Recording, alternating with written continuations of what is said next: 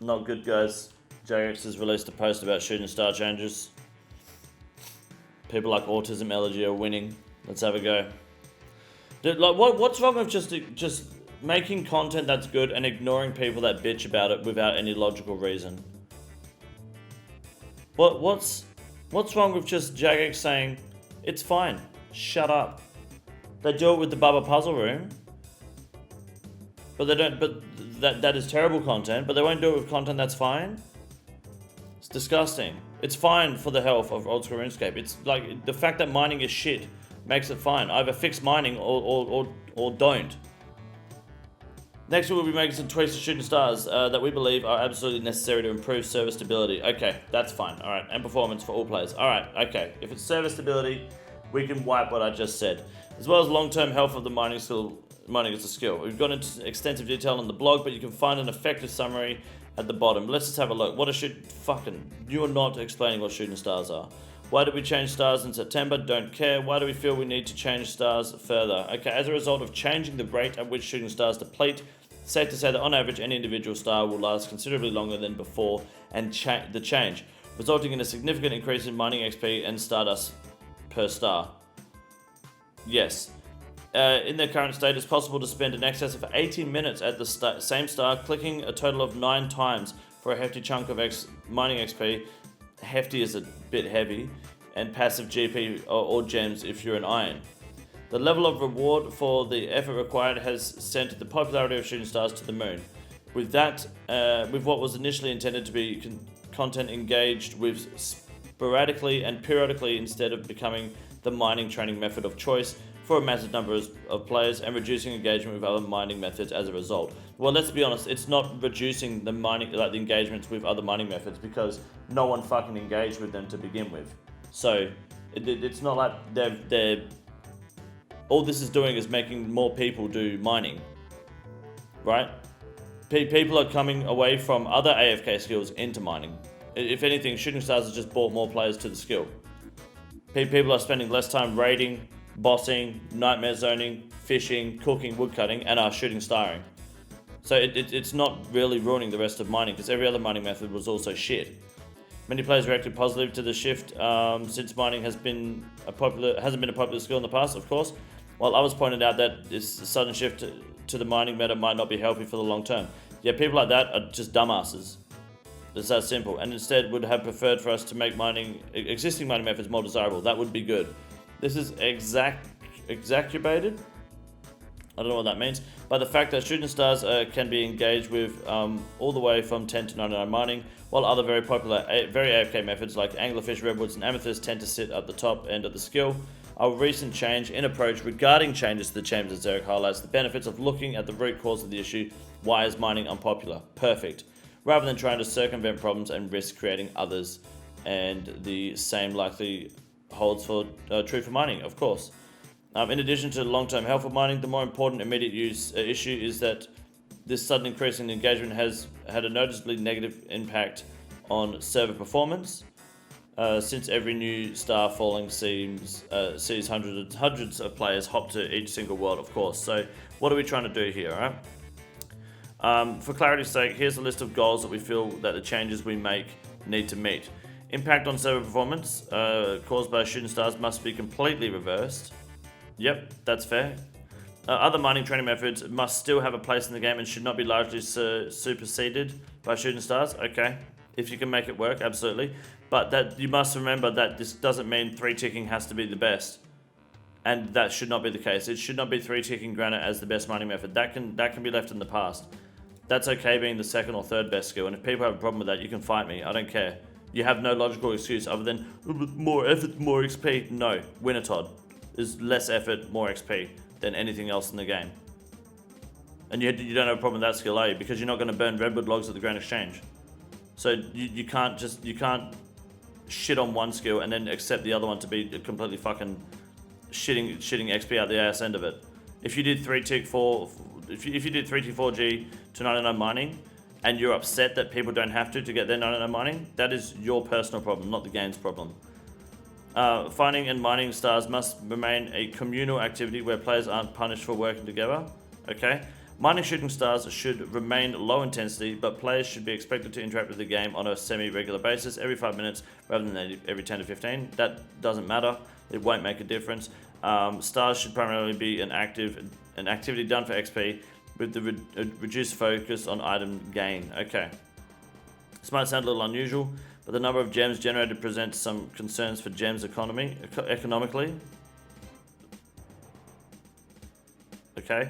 The passive GP on offer, the 0-time crafting XP on offer for irons, and the reasonably significant impact that vast quantities of jewelry have on early game iron progression. I mean, you could argue that, but you have Birdhouse Run shitting out rings anyway. You have Temperos shitting out jewelry, and mining sand and crafting and farming seaweed is infinitely better crafting XP. Like, it is infinitely faster. This is just more profitable but slower if you're going to go the bracelet route and you still need to find the gold bars. So I think it depends on... I have no problem with them nerfing it, provided it doesn't get nerfed into the fucking ground. You could slow it down for sure, but you still like have to get nature runes to alch, and you're alching thousands. You have to alch like, I think, 700 emerald bracelets just to make a mill or something. That's a lot of alching. That's a lot of bars. That's a lot of smithing and crafting. It's a lot of time beyond just getting the gem to then create it into jewelry and then alch it, or create it into gems and then enchant the ring.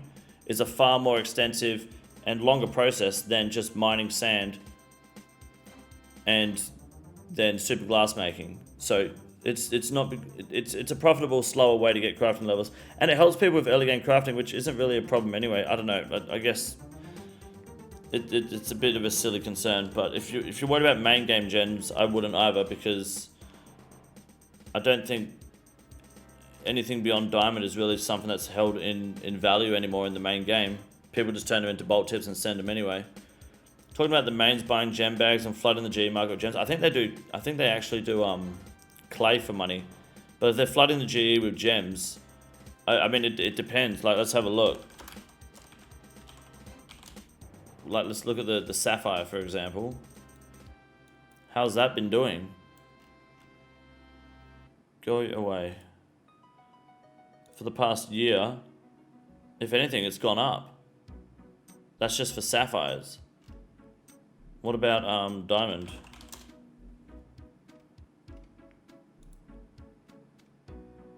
They dipped for a second there and then they're back up again. What's that? Desert treasure. When the bosses brought them in. So, Dragonstone?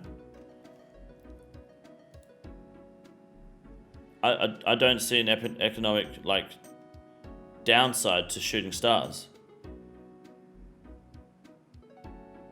This to me looks like it's fine. Right? What if we go, Amulet of Glory.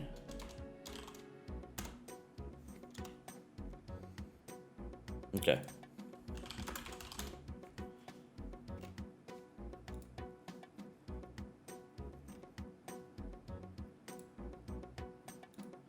So the answer to your question is that they're already sitting at fucking high alch value. So how is it going to get worse? I feel like there are so many bosses that drop stacks of gems. Yeah, I feel like that's a bullshit. They've just gone on Reddit and gone, well, someone who knows fuck all about the game, doesn't know anything about the economy, must be correct. No, I don't think that the gem bags are a fucking problem for mains at all. It doesn't feel like it's a problem for the game. Like, gems are deleted from the game when used, unless it's Dragonstone jewelry. So, and even then, people just rotate them to get eternal glories anyway. If it's a glory, you bring it up the market just proves it's bullshit. Absolutely. Now we've got XP from stars should scale properly with mining level. High tier stars should always be better XP per hour, of course, rather than current curve of favoring tiers in the middle, yeah, or at the bottom of the XP rate. Yep, that's cool. Ultimately aim to bring shooting stars into a healthier spot without outright upsetting all of you who've been enjoying them as they are. Yep, okay, that's fine.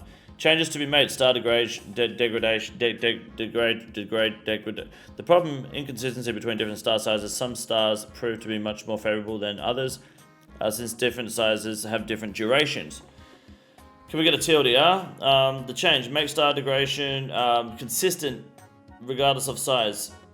Each size will last 7 minutes, therefore degrading to the next, assuring there's at least one player constantly mining the star. This means that tier 9 star will last 63 minutes after somebody starts mining it, down from the approximate time of 86 minutes. Okay. In conjunction with other changes to XP and Stardust, more of those in a bit. This should help prevent some star sizes being far more appealing than others. Okay. 7 minutes is good. Tier 8 gives cut gems, which is so dumb to me. Yeah, cut gems is annoying as shit. How this helps, different star sizes are no longer significantly favored. It's not too long, it's only 7 minutes, that's not too bad. I like that, that's a good change. Solid. Easy to understand how stars work and what XP they're getting. 7 minutes per layer regardless, so you actually get better tier 9. You probably get better like tier 6 or tier 5 to 9 stars. So that's good. Proof that size doesn't matter, exactly. Star landing. Problem is reducing the time taken for stars to degrade from 86 to 63 minutes means a lot more waiting around, since stars currently drop in waves of 128 minutes. Additionally, stars can land at any size from 2 to 9, meaning players tend to gravitate towards the higher tier stars so they can spend more time in the same world, which condenses players and worsens server load, of course. Moreover, stars landing at lower tiers means it's easier for players to reliably train all the way to from 20 mining into the 90s stars alone, limiting our ability to diversify mining training. The change reduced the total time of a star landing wave from 128 minutes to 90 minutes. Stars spawn between sizes 6 and 9, so it doesn't matter, you're only going to get level 6 to 9 stars, right? You'll never have a level 5 or lower star spawn. Which means if you are level 59 or lower mining, you can't mine a fresh star until it's been mined. That's pretty good. That's actually really smart. I like that. That is really good. Star mining XP and rewards. Okay, so what are we going to do here? Each star size will have the same success chance and XP drops. Instead, success chance will scale better with your mining level, starting at 29% at level 1, scaling up to 46% at 99. Okay.